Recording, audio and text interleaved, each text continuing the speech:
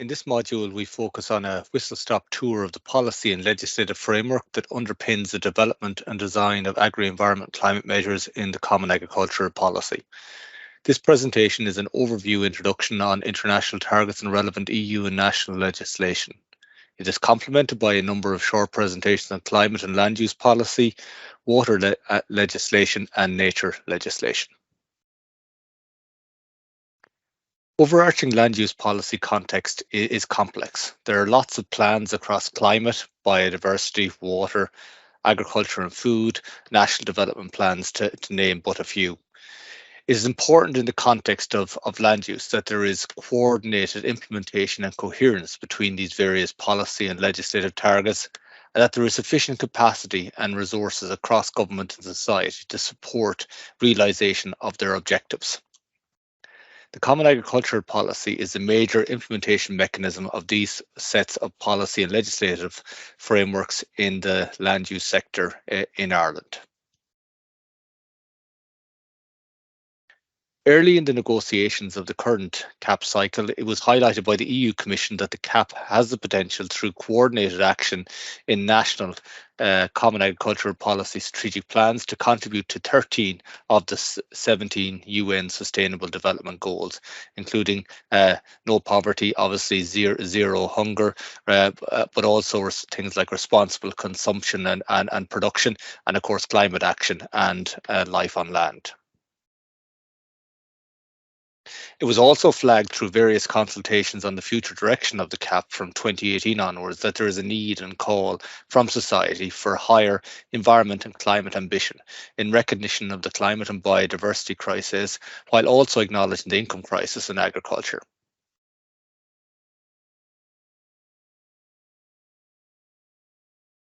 As a result, the CAP strategic plans are designed to meet 10 specific objectives across 3 aspects of sustainability, encompassing environment, society, and economy. These include supporting viable farm incomes and resilience across the Union to enhance food security, enhancing market orientation and increase competitiveness, and improving the farmer's position in the value chain.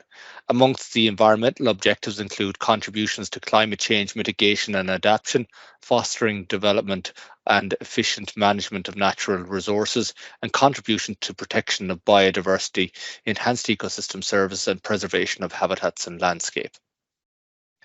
In the broader sphere, it aims to attract young farmers and facilitate business development in rural areas, promote employment growth and social inclusion in local development across rural areas of Europe, and to improve the response of the European Union to societal demands for food and health, including safe, nutritious and sustainable food, as well as care for animal welfare.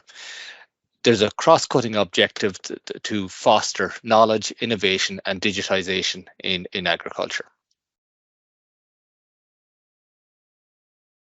Ireland's CAP Green architecture can be viewed as 3 levels, with increasing environmental ambition as you move up each level from the baseline conditionality, which is enhanced in this round of the CAP, voluntary measures such as the eco scheme, which takes up 25% of the pillar 1 payments, and then of course we have our agri-environmental climate measures, the acres general approach and the acres cooperation approach.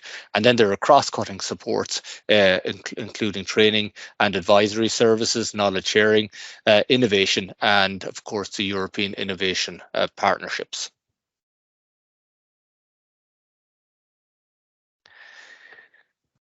EU policies and targets are set following negotiations between member states.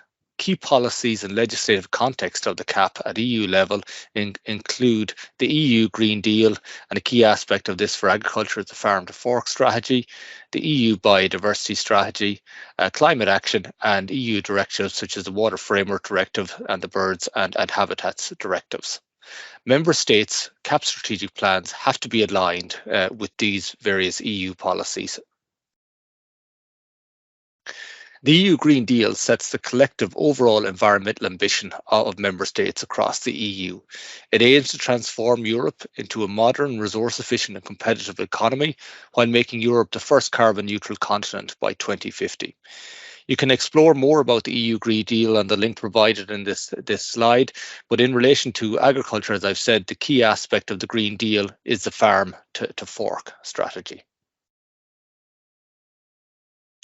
The farm to fork strategy itself sets out a number of high-level objectives for food production and consumption. Agriculture should have a neutral or positive environmental impact based on is the objective of the farm to fork strategy. It should help to mitigate climate change and adapt to its impacts. It should reverse the loss of biodiversity and ensure food security, nutrition and public health, making sure that everyone has access to sufficient, safe, nutritious and sustainable food. And we must preserve affordability of food while generating fair economic returns and fostering competitiveness of the EU supply sector and promoting fair trade overall. The link to the webpage on this slide provides further details, but these are to be implemented through both regulatory and non-regulatory initiatives, and the CAP strategic plan is a key tool to support meeting the objectives of this strategy. The EU biodiversity strategy sets out the overall aims of the European Union to address biodiversity loss.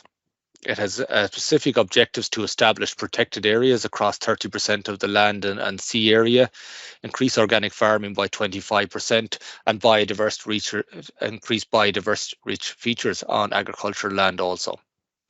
It aims to halt and reverse decline of pollinators, which are key to our sustaining our food supply, and reduce the use of pesticide and risk of pesticides by 50%. It also aims to reduce fertilizer use by 20% and the loss of nutrients from fertilizer by 50%. It aims to plant 3 billion trees by 2030 and restore 25,000 kilometers of free-flowing rivers. The plan is this is going to be implemented through a legislative framework, which will be the Nature Restoration Law, which is passed through the European Parliament in 2022.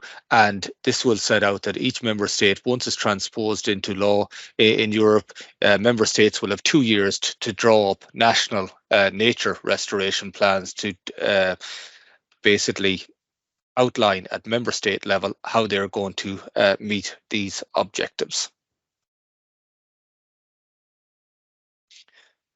International commitments are translated into Irish-specific targets and legislation through a range of initiatives, including the Food Vision 2030, which outlines the vision, key objectives and actions for Ireland's food system.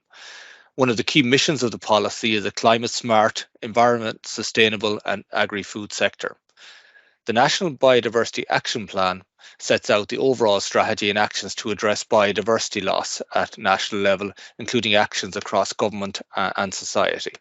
While the international commitments on climate action are translated into Ireland's Climate Action Plan, and EU directives related to nature and water are transposed into Irish law. At this stage, you should view the additional presentations on Module 3, which go into a bit more detail on the overview of climate and land use policy in an Irish context, the Water Framework Directive and the Birds and Habitats Directive in an Irish context. Thank you.